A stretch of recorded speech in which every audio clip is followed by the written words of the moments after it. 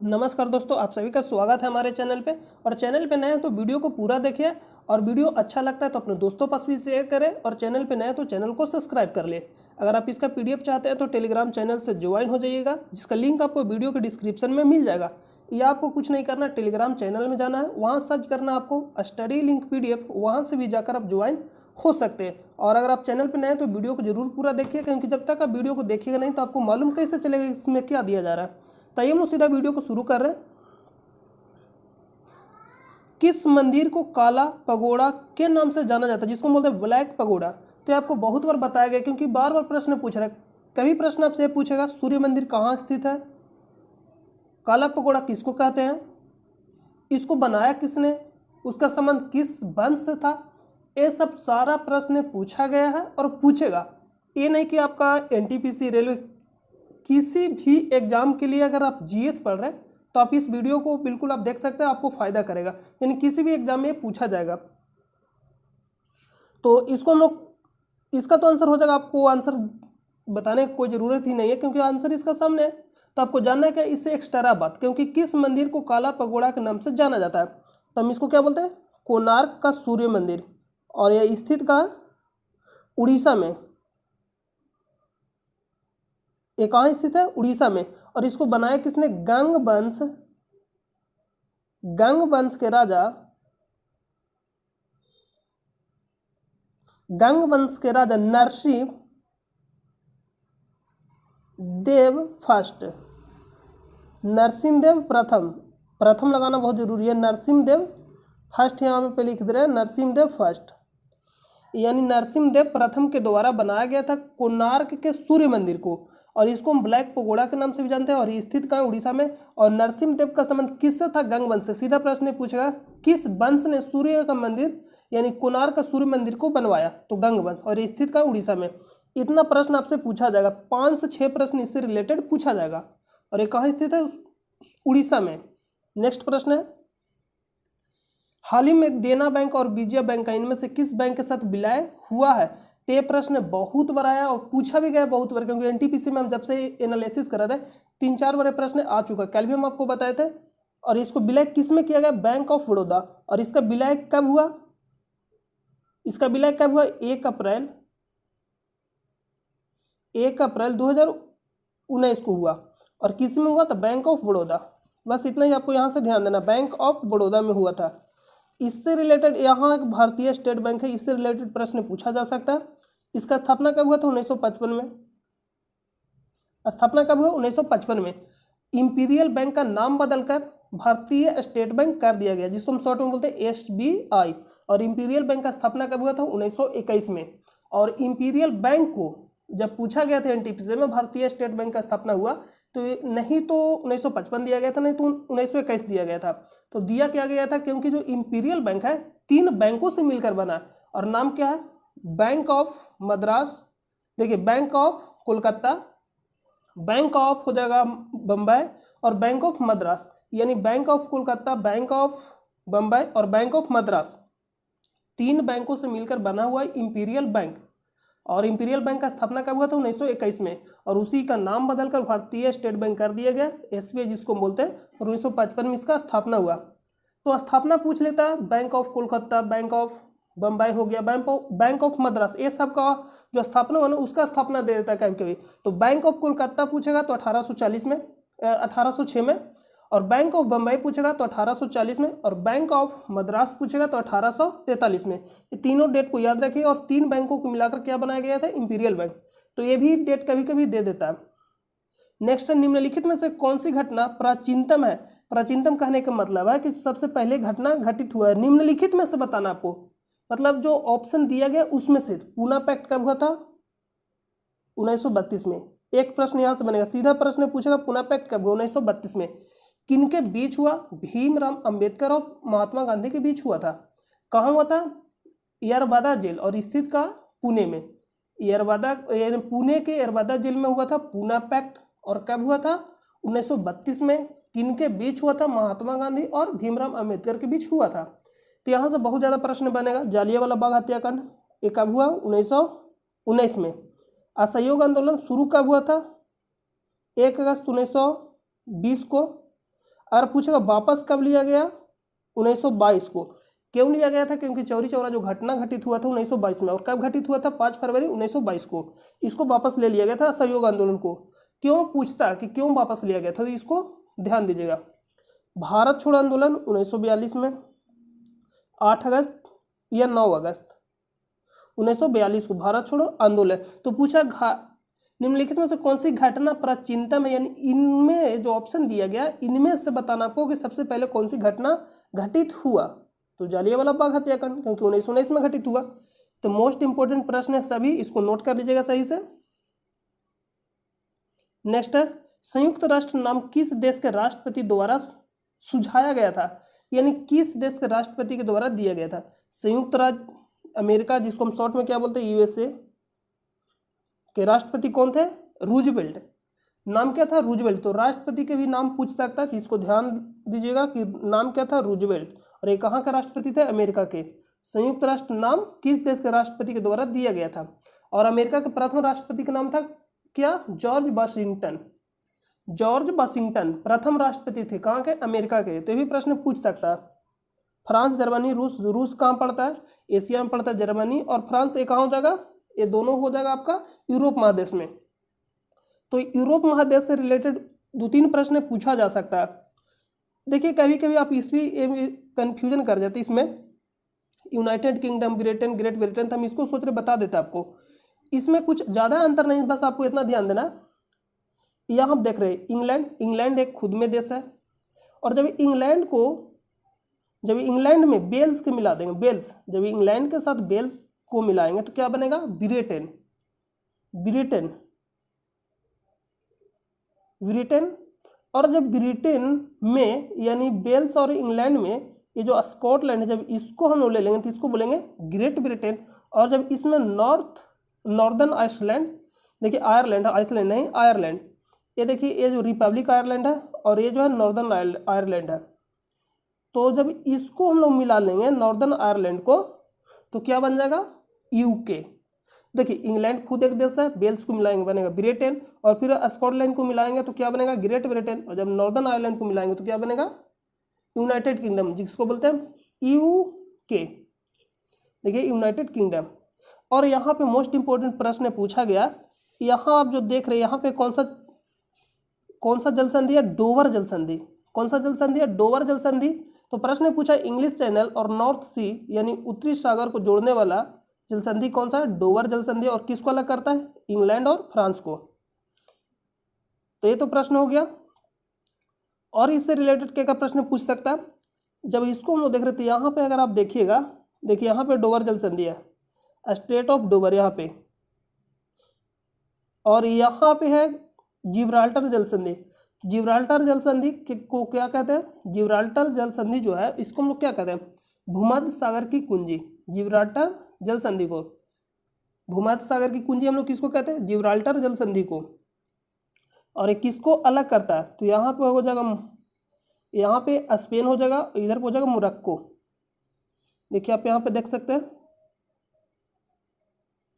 देखिए यहाँ जो आप देख रहे हैं ये स्पेन है और ये मोरक्को। यहाँ पे जिब्राल्टर जल संधि और यहाँ पे कौन सा, डोवर जल संधि। तो इतना प्रश्न पूछा जाएगा आपसे। ये फ्रांस हो गया, ये जर्मनी हो गया, ये सब आपको ध्यान देना मैप में। इसका राइट आंसर क्या हो जाएगा, इस प्रश्न का आंसर जो होगा ऑप्शन नंबर डी। नेक्स्ट है, निम्नलिखित पदार्थों या समूहों में से कौन सा केवल अजैव निम्न करणीय पदार्थों का समूह है। अजैव कहने का मतलब है, जैसे मैं अजैव कहने का मतलब जिसमें जीव मतलब जीवित हो, जीवित कहने का मतलब है पेड़ पौधा ये सब क्या हो जाएगा, सड़े गले जो भी क्या अजैव है। या हम लोग ये भी कह सकते हैं अजैव कहने का, अजैव कह रहे हैं जैव, जैव कहने का मतलब जिसमें जीव जंतु हो, जिसमें पेड़ पौधा ये सब सड़ा गला, मतलब जिसको हम लोग डिकम्पोस्ट कर सकते हैं। क्या कर सकते हैं, डिकम्पोस्ट कर सकते हैं, मतलब जो सड़ गल सकता है वो क्या हो जाएगा, जैव हो जाएगा। मतलब आपको इस प्रश्न का आंसर करने के लिए बता रहे हैं। और अजैव कहने का मतलब जो नहीं सड़ गल सकता, तो नहीं जो सड़ गल सकता है उसको अजैव कह रहे हैं। तो अजैव चुनना है आपको। तो अजैव कहने का मतलब जूठन, पशु अपशिष्ट ये सब सड़ जाएगा, लकड़ी कागज चमड़ा ये सब सड़ जाएगा, स्क्रैप कपास ऊन ये भी सड़ जाएगा। लेकिन अब जो प्लास्टिक दिख रहे हैं, DDT बैकलाइट वैकेलाइट, ये सब क्या होगा, सड़ेगा नहीं। प्लास्टिक आप सुने कभी कि सड़ता, नहीं सड़ेगा हाली, मतलब डिकम्पोस्ट ये नहीं होता। तो अजैब चुनना था, तो आंसर क्या होगा, ऑप्शन नंबर सी। निम्नलिखित में से कौन सा संग्रहालय केरल में स्थित है? दक्षिण चित्र संग्रहालय। दक्षिण चित्र संग्रहालय नाम से ही लग रहा है कहाँ स्थित है, तमिलनाडु में। सलार जंग संग्रहालय, सलार जंग संग्रहालय ये कहाँ स्थित है, तो हैदराबाद तेलंगाना में। अल्बर्ट हॉल संग्रहालय ये कहाँ स्थित है, जयपुर राजस्थान। और नेपियर जो संग्रहालय देख रहे हैं ये कहाँ स्थित है, केरल में। भारतीय संविधान में शामिल स्वतंत्रता, समानता एवं बंधुत्व के सिद्धांत किस देश के संविधान से लिए गए? तो ये कहाँ से लिया गया, फ्रांस से। आयरलैंड से क्या हो जाएगा, राज्य के नीति निर्देशक सिद्धांत। ब्रिटेन से क्या हो जाएगा, एकल नागरिकता। ऑस्ट्रेलिया से क्या हो जाएगा, समवर्ती सूची। ऑस्ट्रेलिया समवर्ती सूची, ब्रिटेन एकल नागरिकता, आयरलैंड राज्य के नीति निर्देशक सिद्धांत, स्वतंत्रता, समानता, बंधुत्व के सिद्धांत कहाँ से लिए गए, फ्रांस। महाभारत के अनुसार भीम और हिडिंबा का पोता कौन था, नाम बताना है आपको, पोता का नाम। तो ये थोड़ा डिफिकल्ट टाइप का प्रश्न, नया टाइप का, ये आपको याद रखना होगा। बर्बरिक, नाम क्या था, बर्बरिक। वर्ष 1997 और 2006 के बीच यूएनओ के सचिव कौन थे, जिसको बोलते हैं यूनाइटेड नेशनल ऑर्गेनाइजेशन। तो देखिए पहला सचिव थे त्रिगवेली नॉर्वे, या पहला आपको याद रखना त्रिगवेली नॉर्वे, कहाँ थे, नॉर्वे, यानी पहला सचिव। इनका जो कार्यकाल था 1946 से 1952 तक था इनका कार्यकाल। और जो सबसे जो लास्ट याद रखना है, अभी जो वर्तमान में एंटोनियो गुटेरेस, अभी वर्तमान में है एंटोनियो गुटेरेस। लेकिन जो आपसे जो इसमें जो प्रश्न पूछा 1997 से लेकर 2006 तक, देखिए ये प्रश्न पूछा 1997 से लेकर 2006 तक, कोफी अनान इनका नाम है, कहाँ के हैं, घाना। तो 1997 से 2006 के बीच कौन हो जाएंगे, ऑप्शन नंबर ए कोफी अनान, इनका नाम क्या है, कोफी अनान।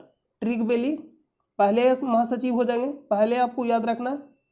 और बान की मून देखिए 2007 से 2016 तक, ये आपको याद रखना है। नेक्स्ट है इसका राइट आंसर का जो ऑप्शन नंबर ए। मनुष्यों में भोजन के पाचन की प्रक्रिया डॉट में शुरू होती है और जाकर कहाँ मतलब पूर्ण होती है, तो आपको मालूम है मुंह से आराम होता है और जाकर कहाँ पूर्ण होता है, छोटी आंत में, छोटी आंत में जाकर पूर्ण होता है। नेक्स्ट है मनुष्यों में भोजन के पाचन की प्रक्रिया डॉट में शुरू होती है और जाके कहाँ पूर्ण होती है, मुंह से मतलब स्टार्ट होता है, जाकर पूर्ण कहाँ होता है, छोटी आंत में। इसका राइट आंसर क्या है, ऑप्शन नंबर बी। इनमें से किसे भारत के मार्टिन लूथर के रूप में जाना जाता है, दयानंद सरस्वती।